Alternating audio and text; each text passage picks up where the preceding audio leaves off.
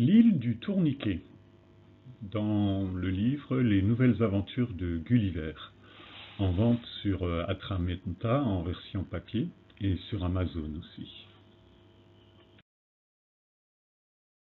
Loin de chez lui, notre ami souffre de nostalgie. Cela faisait des années que Gulliver vivait heureux avec Aminaya, dans ce petit paradis tropical que leur avait octroyé le roi d'Igan. Il semblait que l'île eût atteint son extension maximale, et les différentes familles qui avaient partagé le sort de notre aventurier et de sa compagne indigène coulaient elles aussi des jours paisibles. Certains avaient même eu le bonheur de donner des sens à de charmants bambins. En grandissant, ceux-ci se pressaient souvent autour de notre héros, l'abreuvant de questions sur ses voyages extraordinaires. Ils frémissaient de terreur à l'évocation de l'araignée géante.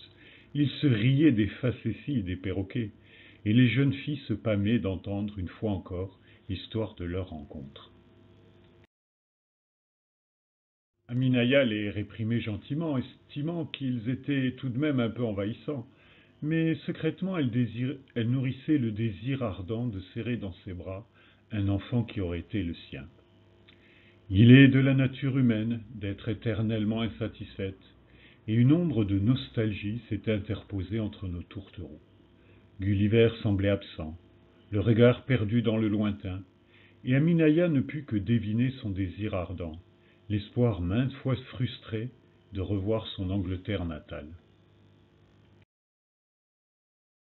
Un jour, prenant son courage à deux mains, elle affronta le problème. D'habitude réservée, elle s'adressa directement à son époux. Gulliver, je vois que tu soupires chaque jour davantage, et que ton pays te manque. Il la regarda avec une douceur infinie, comme il aimait sa femme. Simple et courageuse, elle avait transformé son exil en la plus belle des aventures. Ses cheveux bruns légèrement broussailles, ses yeux pleins de douce et timide dévotion, ses lèvres désirables qu'il couvrait de généreux baisers, sa peau colorée comme un bois exotique, son port et son allure comme l'un des meilleurs voiliers de Sa Majesté. Sa Majesté n'était-il pas sujet du roi d'Angleterre? Et après tout, quoique l'accueil du roi d'Igan fût des plus chaleureux, quoique les indigènes le couvrissent de sollicitude, quoiqu'Aminaya partageât jour et nuit son destin et sa vie, il restait un endroit dans son cœur qui aspirait à revenir dans ses terres natales. Oui, Aminaya, répondit-il d'une voix mélancolique. Il s'en voulut. Il savait intérieurement qu'il blessait sa compagne. Ne faisait-elle pas tout pour le rendre heureux? Mystère de l'âme humaine. Faut-elle qu'elle soit toujours à la recherche d'un ailleurs, sans pouvoir jamais ne se satisfaire ni de l'endroit, ni du moment qu'elle vit? Aminaya et Gulliver s'entretinrent fort tard cette nuit-là. On décida de demander audience au roi d'Igan, et de le convaincre de laisser le couple partir en voyage de noces, et l'on profiterait de l'occasion pour présenter la chère épouse aux parents de Gulliver. Retour en Angleterre. Les préparatifs allaient bon train. Sur la plage, on apercevait une ébauche de chantier. Gulliver, aidé de la population locale et grâce à la générosité proverbiale du roi, s'affairait joyeusement. Cette fois, rien ne serait laissé au hasard. Il aurait un voilier digne de ce nom, des provisions, et par-dessus tout, un équipage. La nouvelle s'était répandue comme la poudre, et de tous les côtés, et même des îles voisines, des volontaires se présentaient. Gulliver eut une pensée douce amère. Il se revoyait à leur âge, plein de fougue et d'ardeur, prêt à conquérir lui aussi le monde, les yeux rivés vers de lointains horizons inaccessibles. Il n'avait pas vu alors ce qu'il découvrait maintenant, l'angoisse qui étreignait le cœur des mères inquiètes, réunies près de l'embarcadère. Sa mère, combien de larmes avait-elle pleuré, combien de nuits blanches, combien d'années espérant un signe, une lettre, Une appréhension le saisit. Et si il n'osait y penser. Ceci lui donna encore davantage le cœur à l'ouvrage, et sa résolution allait se fortifiant. L'hiver austral touchait à sa fin, et l'on décida d'avancer le départ d'une bonne semaine. Je trouve ce personnage de Gulliver des plus insultants, commenta dédaigneusement Lord Hilthorrow à son serviteur, debout à côté de lui, dans une position tout à la fois militaire et servile. Je comprends, my lord, lui répondit Jason, son valet. Il ne comprenait rien, et ne se souciait guère des humeurs de son maître.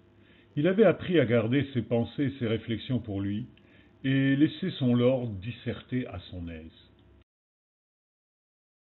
Voyez-vous donc cela? Il prétend être citoyen anglais, ayant servi sous la bannière de feu le roi père, en des temps si reculés que l'on ne peut le prendre que pour un imposteur, un fou, un rêveur, ou bien pire, un espion. Enfin, il ose se présenter avec toute une escouade devant nos ports, et n'aborde ni notre pavillon ni nos couleurs. Quant à son équipage, quel ramassis de sauvages! Certains allaient découverts, torse nu, et ne s'inclinèrent pas en ma présence. Lord Hilthorrow contrôlait le trafic maritime à l'entrée de Londres. On lui avait signalé l'arrivée d'un étrange vaisseau 2 mois auparavant, et s'il y avait eu à son bord un quidam qui se prétendait anglais, on aurait envoyé par le fond ce rafio, sans aucune forme de procès. Mais la guerre contre les Français faisant rage, on se dit que l'on pourrait bien réquisitionner l'équipage pour en faire des soldats. Perdu. Ces sauvages sans éducation étaient si arriérés qu'ils n'éprouvaient ni haine ni désir de richesse, et ils juraient qu'ils étaient attachés au capitaine Gulliver, et que pour rien au monde ils ne se seraient éloignés de sa compagnie. Ce qui troublait Lord Hilthorrow, c'étaient certains propos tout à fait pertinents qu'avait prononcés ce Gulliver. Il avait cité des dates, des événements, des lieux, avec une exactitude d'écolier. Mais tout ceci était déjà fort lointain dans le temps, et ce soi-disant capitaine ne semblait pas avoir l'âge suffisant pour avoir connu cette époque, comme il l'affirmait. Bien, dit le lord préposé, voilà ce que nous allons faire. Il prit sa plume et rédigea un ordre pour que le lieutenant des gardes-côtes emmenât sans tarder ce Gulliver, son équipage et son navire sur l'île du Tourniquet, sous prétexte de quarantaine. Quant à Minaya, il se l'attribua comme femme de chambre et la soumit aux ordres de Jason. Veillez à bien me surveiller cet oiseau-là. Je ne souffrirai point que l'on me dérobe ou que l'on me désobéisse. Lord Hilthorrow avait assez de diplomatie pour savoir qu'une carte maîtresse comme cette sauvage, qui ne serait en fait qu'un otage, serait un moyen efficace pour enfin découvrir la vérité. Sachant sa compagne prisonnière, cet huluberlu y penserait à 2 fois, avant d'entreprendre quelque action téméraire ou audacieuse. En quarantaine. Le soir était tombé sur les baraquements de l'île du Tourniquet. Une bruine mauvaise se faufilait au travers des planches mal ajustées et infiltrait d'humidité toute la literie et les habits. Les amis de Gulliver, peu habitués à ce climat, tombaient régulièrement malades, et le médecin de la garnison faisait de son mieux pour ne pas apparaître. Mais enfin, capitaine Gulliver, vous semblez bien négliger vos hommes. Comment se fait-il que vous attendiez qu'ils soient toujours au plus mal pour faire appel à mes services? Gulliver avait appris au cours des derniers mois de sa quarantaine à ne pas contester, car c'était peine perdue. Pour appeler le médecin, il fallait se présenter à son bureau à l'heure des vêpres, les mardis et samedis des semaines impaires. En dehors de ces heures, il lui fallait obtenir une autorisation officielle de dérangement, qu'on lui refusait toujours. En effet, comment pouvait-il se permettre de molester un médecin dévoué et de surcroît bénévole, qui veillait si bien au bon état physique de son équipage? Vraiment, capitaine Gulliver, vous semblez oublier le respect et la politesse les plus élémentaires. Or, quand il se présentait à l'heure dite et au jour convenu, on lui annonçait que le docteur était en prière dans la petite chapelle, et qu'il fallait être le dernier des misérables pour l'interrompre dans ses dévotions. Quand un de ces hommes, pris de quelque colique ou de fièvre galopante, hurlait de désespoir, le médecin, qui ne supportait pas les cris, accourait alors et sermonnait ainsi notre héros. Il en était ainsi pour tout dans l'île du Tourniquet. Quoiqu'ils fussent libres de leurs gestes, il y avait une organisation si particulière que le moindre pas que faisait un des marins vers un des officiers qui commandaient l'île était un vrai calvaire. Pourtant, à son arrivée, on lui avait assuré que son isolement était nécessaire pour lui comme pour son équipage.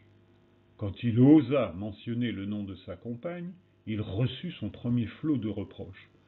Comment osez-vous douter ainsi de la générosité, de la patience et de l'honneur que vous fait Lord Hillthorough? N'importe lequel d'entre nous serait fier d'avoir pour sa femme ou une de ses filles une place si enviée à son service. Pour tous les besoins de sa troupe, on ne cessait de lui faire des histoires. L'heure du repas changeait continuellement. On reprocha cependant à Gulliver d'être trop paresseux pour aller voir sur le tableau d'organisation l'heure à laquelle on servait.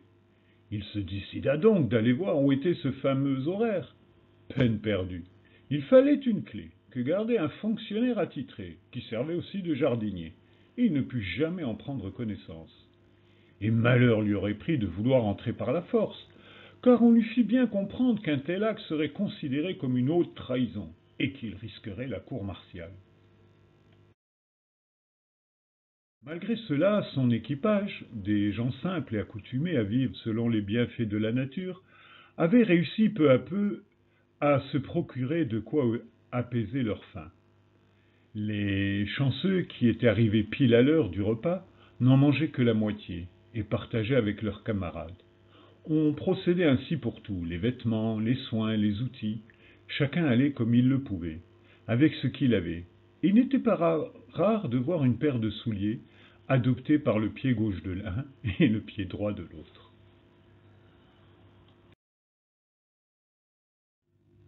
Peine perdue. Le préposé fit sonner un jour le rassemblement et constata avec effroi l'état de la troupe des guenilles. Quel affront pour sa majesté! Vous vous prétendez anglais, officier de surcroît. Vous osez vous affubler du nom de notre regretté Gulliver, qui périt il y a bien longtemps, et vous avez laissé vos hommes aller ainsi. Ôtez-moi tout cela. Vous n'êtes pas digne de porter l'uniforme royal. Et l'on se retrouva tous en dessous, par un temps maussade et pluvieux, et quand les toux et les fièvres surgissent, Gulliver eut droit de nouvelles invectives de la part du médecin. À bout de nerfs, abandonné par la plupart des hommes de son équipage qui, dès qu'il signait un contrat d'embarquement, retrouvait aussitôt nourriture et vêtements, notre ami, épuisé par ce régime qui durait depuis trop longtemps déjà, s'effondra et pleura amèrement. Une heureuse surprise. Lady Hillsborough s'était entichée de sa servante, Aminaya. Elle admirait cette fille simple et soumise, au sourire spontané, qui, surmontant la douleur de la séparation, gardait toujours une étincelle dans ses yeux, pourtant tristes. Cependant, Aminaya, malgré toute sa bonne volonté et son ardeur au travail, avait eu depuis quelques difficultés à suivre le rythme capricieux de sa maîtresse. Elle organisait des bals et des réceptions sans fin, des rendez-vous d'artistes et des joutes littéraires. Elle partait parfois au beau milieu de la nuit, et il fallait se lever en toute hâte pour arranger sa toilette. Elle était, sans le savoir, tyrannique à souhait, mais elle couvait Aminaya, la malmenant un peu moins que les autres servantes du château. Si, en revanche, voyait en cette sauvage une petite protégée, et lui rendait la vie impossible.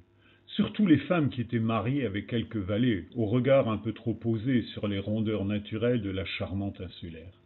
Des rondeurs qui, d'ailleurs, commençait à la gêner, et elle craignit que quelque maladie typique à l'Angleterre ne la fît enfler. Lady Halford sourit, quand elle lui fit part de son angoisse, et fit venir le bon docteur qui annonça à Minaya, médusée, qu'elle était enceinte. La maîtresse de maison dit d'un ton détaché. Voyons, docteur, faites-nous donc sortir ce marin de votre quarantaine. Vous savez bien qu'il n'y a plus de risque maintenant. Il lui faut toute sa liberté pour prendre soin de cette petite perle. Tout à fait, my lady, tout à fait, répondit servilement le médecin en s'inclinant. Le cœur d'Aminaya bondit dans sa poitrine. Ainsi Gulliver était en vie. Elle se jeta suppléante aux pieds de sa maîtresse. Ah, madame, vous qui avez été si bonne avec moi, laissez-moi vous demander cette faveur. Parlez à ce médecin, qu'il ausculte bien mon mari, afin qu'il voie qu'il est robuste et en bonne santé, car c'est son enfant que j'attends là. La charmante enfant, déclara le docteur. Oui, rétorqua Lady Halford, je n'en suis pas insatisfaite, et quelle sensation elle fait dans mes salons. Elle parle de tant de contes et de fables de ces îles lointaines que mes invités en sont tout émoustillés. Eh bien, soit, nous arrangerons cela demain, affirma la lady en tapotant le bras de sa servante. Tout à fait, dit le docteur. Je dois justement remettre mon rapport à votre mari. À demain, ma chère lady. À demain, mon bon docteur. Mais ce demain-là n'arriva jamais, car le jour où le docteur aurait dû apparaître, il surgit aux grilles du château un carrosse. Lord Ilfaro, parti pour la chasse, avait cru bon offrir au service de son épouse un nouveau valet, de plus de 2 mètres de haut, basané, les lèvres épaisses et les cheveux crépus. Il était tellement musclé qu'on l'aurait dit taillé dans le granit, et Lady Halfaro piailla de joie. Quelle délicatesse! Et quel détail qu'il soit absolument muet! Mon mari le met à mon entière disposition pour mon service personnel. Comme mes amis vont être jalouses et envieuses. Il me tarde de le leur présenter.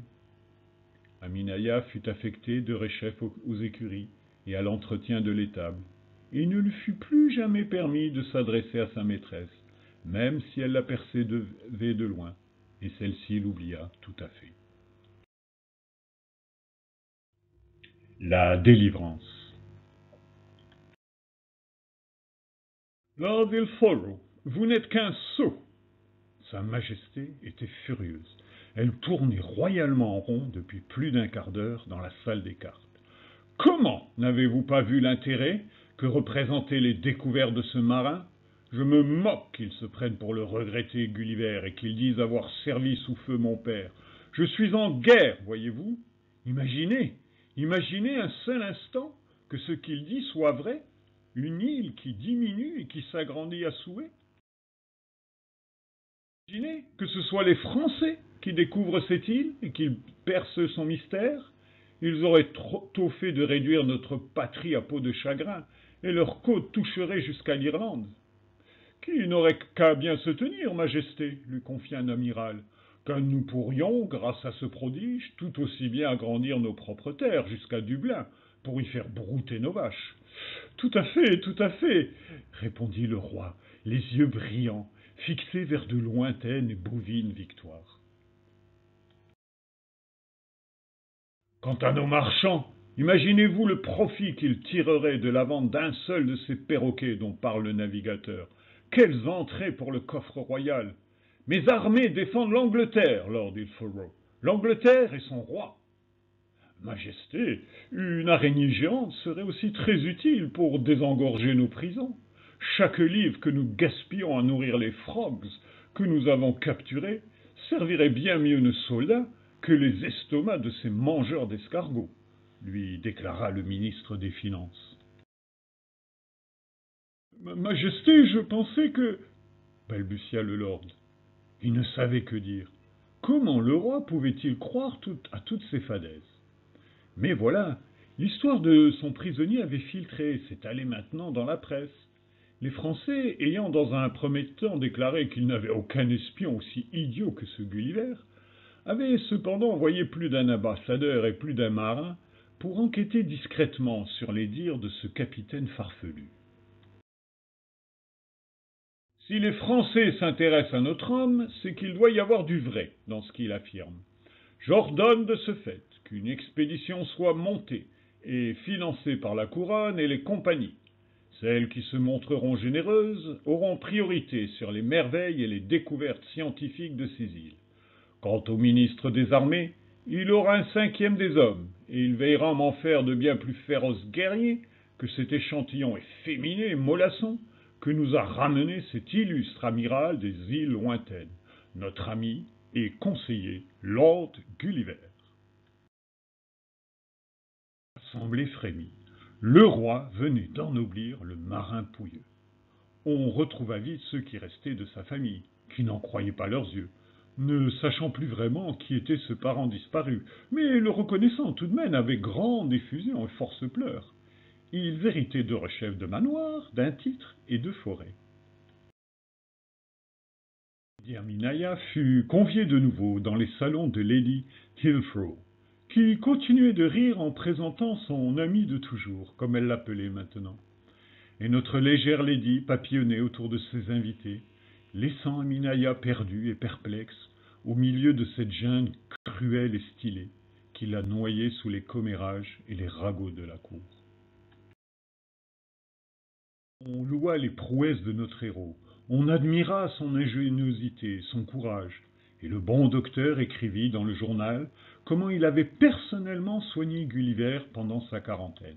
Il confirma comment celui-ci aimait ses hommes, refusant même de prendre un repas, afin qu'un membre affecté de sa troupe pût recouvrer rapidement la santé.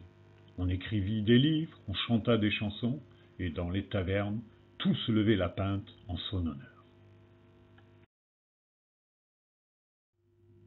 Le grand retour. Très rapidement, toute une armada se constitua, avec Gulliver à sa tête, maître de son vaisseau, nommé amiral et accompagné par Lord Ilforo, qui le suivait toujours de près. La City avait réuni sans peine les fonds nécessaires, car les investisseurs et les parieurs ne manquaient jamais à l'appel, et les marins ainsi que les moussaillons faisaient de longues queues afin d'être sûrs d'embarquer. Gulliver, complètement dépassé, emporté par le flot rageur des décisions du roi, saisit sa chance. Il put se recueillir sur la tombe de ses parents, ne s'expliquant pas comment ils avaient pu disparaître plus de 50 ans auparavant. Il attribua cela au phénomène particulier qui sévissait dans les terres septentrionales qu'il avait foulées, et se consola du fait que, si la veille lui avait ôté des êtres chers, elle lui avait aussi donné un merveilleux cadeau, car sa petite fille venait de naître. Il retrouva tous ses hommes, et leur départ se fit dans la plus grande déliesse. Après tout, il avait revu son pays natal, même s'il avait à jamais perdu son passé et le rêve doré qu'il s'en faisait, car ses yeux étaient maintenant tournés vers le futur, et il serra longuement Aminaya, émerveillé du reflet d'étoiles qui luisait dans son regard. À peine les côtes de l'Angleterre fut-elle hors de vue, qu'une furieuse tempête se leva en mer. Un vent mauvais emporta comme un fétu de paille le vaisseau amiral, loin de l'escadre, et le reste de la flotte anglaise, malmenée pendant 3 jours, disparut dans un épais brouillard dont elle ne sortit jamais. Après des mois passés en mer, Gulliver et Aminaya aperçurent enfin, au loin, le rivage familier de leur île. La bannière du roi d'Igan était hissée, et le peuple amassé sur la plage les saluait. « Quel bonheur d'être enfin rentré chez nous !» chuchota l'amiral à l'oreille de son épouse. Aminaya se retourna et l'embrassa. Gulliver était enfin guéri de sa nostalgie, et son bonheur était parfait. Elle restait là, accrochée comme un petit crabe sur son rocher de Marie, quand une voix stridente s'éleva du pont inférieur. « C'est ma Eva, elle me réclame, car elle a faim. »